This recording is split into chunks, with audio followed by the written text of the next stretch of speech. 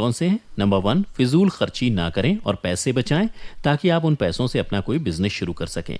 दोस्तों, पैसे बचाने का सबसे आसान तरीका है कि आप एक साथ अपने सारे पैसों को खर्च ना करें, बल्कि आपको जैसे ही पैसे मिलते हैं उनमें से आप बचत के पैसे पहले ही अलग निकाल कर किसी और अकाउंट में डाल दें। ऐसा करने से आप पैसे खर्च करने से बच जाएंगे और इसमें आप ऑटो डेबिट का ऑप्शन भी इस्तेमाल कर सकते हैं, जिससे जैसे ही आपके अकाउंट में पैसे आएँ तो उनमें से कुछ पैसे पहले ही कट कर दूसरे अकाउंट में चले जाएं।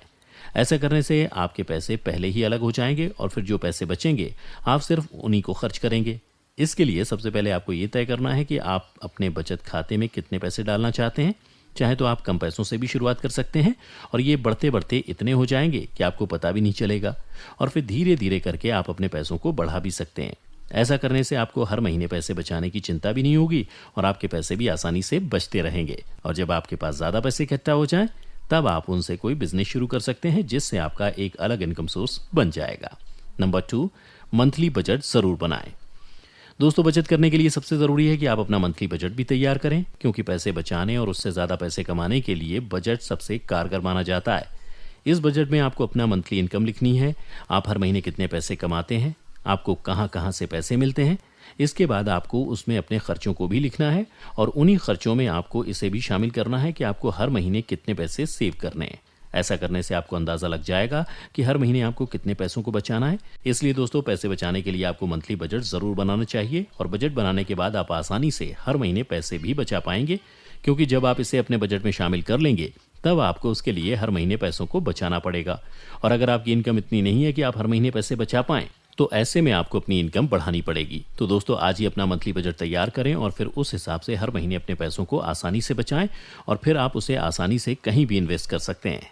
नंबर 3, अपने पैसों को इन्वेस्ट करें। दोस्तों, अगर आप अपनी आमदनी को बढ़ाना चाहते हैं तो उसके लिए ये ज़रूरी है कि आप अपने पैसों को बचाने के साथ साथ उनको इन्वेस्ट भी करें। और आपको सिर्फ एक बार ही नहीं, बल्कि अपने पैसों को कई बार इन्वेस्ट करना चाहिए, तभी उससे आपको अच्छी इनकम मिल पाएगी। अक्सर देखा जाता है कि कुछ लोग ये सोचते हैं कि एक बार इन्वेस्ट कर दिया और वही ज़िंदगी भर के लिए काफ़ी है, लेकिन ऐसा नहीं है दोस्तों, क्योंकि ज़िंदगी में कई बार आपके फाइनेंशियल गोल्स बदल भी सकते हैं और ज़िंदगी के हर पड़ाव के हिसाब से अलग अलग ज़रूरतें भी हो सकती हैं। इसलिए उस हिसाब से अपनी इन्वेस्टमेंट करनी चाहिए और साथ ही उसमें फेरबदल भी करते रहना चाहिए। जैसे मान लीजिए कि आप 20-30 साल के हैं, तो इस उम्र में आसानी से ऐसी जगह भी इन्वेस्ट कर सकते हैं जहां आपको रिस्क हो, क्योंकि अगर लॉस हो भी जाए तो आप उसे आसानी से झेल सकते हैं और ज़्यादा पैसे कमाकर उसे पूरा भी कर सकते हैं। लेकिन बड़ी उम्र में जाने के बाद हो सकता है कि आप ज़्यादा रिस्क लेने के काबिल ना हो और रिटायरमेंट या ओल्ड एज में जाते जाते आप बिल्कुल भी रिस्क नहीं ले सकते। इस तरह से जीवन के हर पड़ाव पर आपकी ज़रूरतें बदलती रहती हैं और आपके काम करने की काबिलियत भी। तो इसलिए आपको समय समय पर अपने फाइनेंशियल गोल्स को ध्यान में रखते हुए ही